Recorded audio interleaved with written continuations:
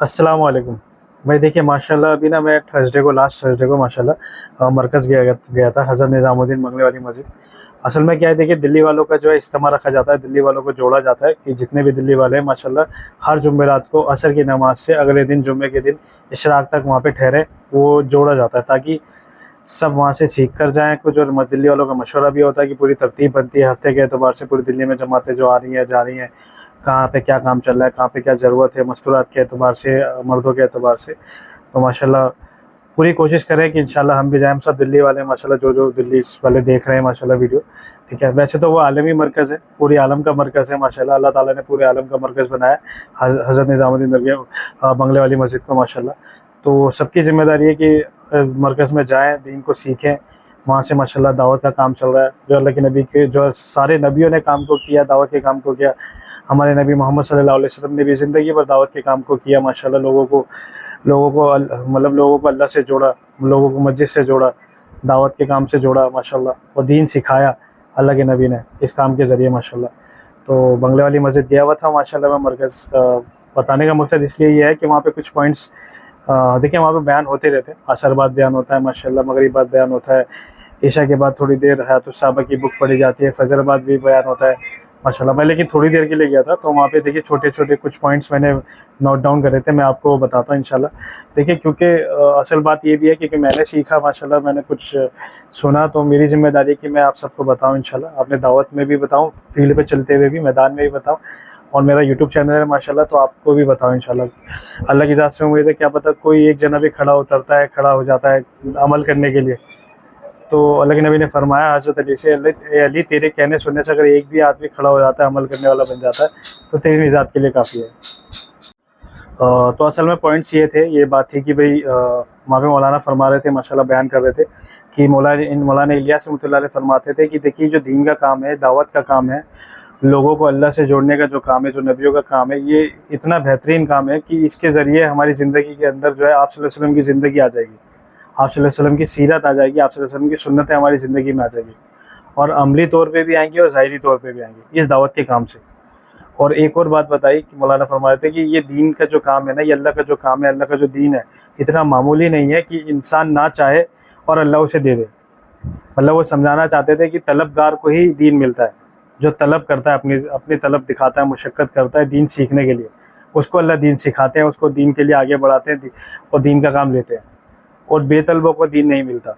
तो ये कुछ पॉइंट्स मैं बता रहा हूँ आपको। और दूसरा पॉइंट बताया उसके बाद कि अल्लाह के नबी के एक बेटे थे, जैसे कासिम नाम था उनका, तो उनका इंतकाल हो गया हिजरत से पहले। जब मक्का से मदीना के लिए जा रहे थे अल्लाह के नबी, तो हिजरत से पहले उनका इंतकाल हो गया।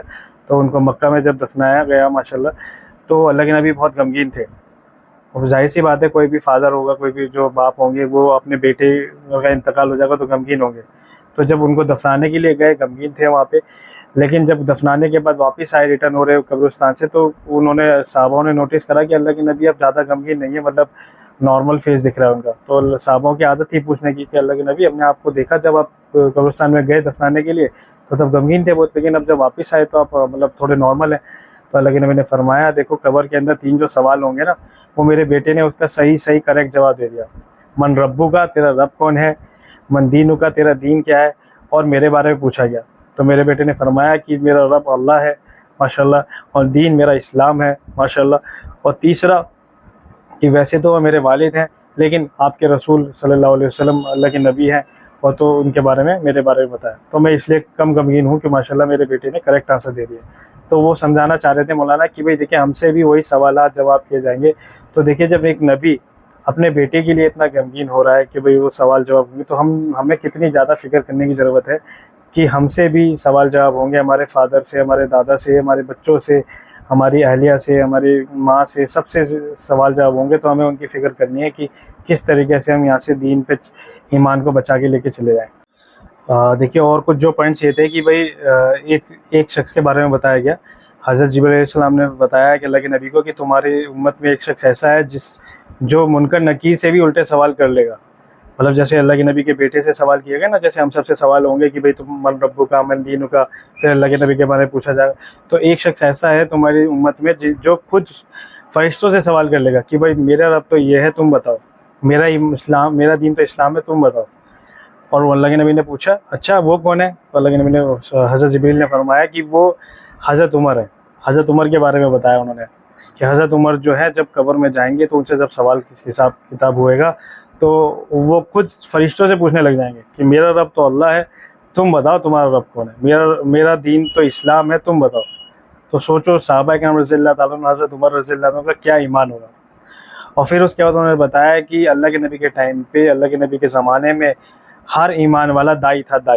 دائی مطلب ہوتا ہے جو اپنی ذات سے عبادت بھی کرتا ہے, نفلی عبادت بھی کرتا ہے اور دعوت کا کام بھی کرتا ہے. دعوت کا کام مطلب جو دعوت دیتا ہے ایک دوسرے کو, مطلب کس چیز کی دعوت؟ نماز کی دعوت, مسجد سے جڑنے کی دعوت, اللہ کے راستے میں نکلنے کی دعوت, اور گھر کی عورتیں کس طریقے سے نماز میں مشغول ہو جائیں اس کی دعوت, گھر پہ تعلیم شروع ہو جائے اس کی دعوت, ہمارے بچے کس طریقے سے مکتب میں مدرسے میں جڑنے والے بن جائیں اس چیز کی دعوت, ہم اللہ کے نبی کی سیرت پہ, آپ صلی اللہ علیہ وسلم کی سنتوں پہ چلنے والے بن جائیں اس چیز کی دعوت, ہماری ظاہر پہ اور عملی طور پہ کس طریقے سے ہم دین پہ آ جائیں, اللہ کے حکموں پہ آ جائیں, آپ صلی اللہ علیہ وسلم کے طریقے پہ آ جائیں اس چیز کی دعوت, اللہ سے جوڑنے کی دعوت. ٹھیک ہے, تو یہ سارے کچھ پوائنٹس بتائے تھے ماشاءاللہ مرکز میں, تو میں نے سوچا آپ سب سے شیئر کروں. ماشاءاللہ اللہ نے چاہا تو میں آگے بھی شیئر کروں گا. اور دیکھیے اصل میں دعوت جو میں آپ کو اس لیے بتا رہا ہوں کیونکہ دیکھیے دعوت تو میں آپ کو اس طرح سے دعوت دے رہا ہوں, تو یہ دعوت جو دی جاتی ہے اصل میں اپنی اصلاح کے لیے دی جاتی ہے.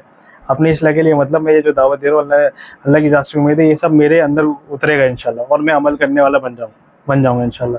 اگر آپ میں سے بھی جس نے سنا ہے انشاءاللہ اللہ نے چاہا آپ بھی کرنے والے بن گئے, تو آپ بھی ایمان پہ مطلب ان باتوں پہ چلنے والے بن گئے, تو آپ اللہ کی ذات سے امید ہے آپ بھی اسلام پہ مکمل طور پہ چلنے کی کوشش کر پائیں گے انشاءاللہ, اور میں بھی انشاءاللہ. ٹھیک ہے, تو ایسی ویڈیو بنے رہے. آپ کو ویڈیو پسند آتی ہے ضرور لائک کریں, دوستوں کے ساتھ ضرور شیئر کریں. بہت امپورٹنٹ ویڈیو بنائی ہے ماشاءاللہ میں نے, دوستوں کے ساتھ ضرور شیئر کریں اور چینل کو سبسکرائب کریں. ٹھیک ہے, السلام علیکم.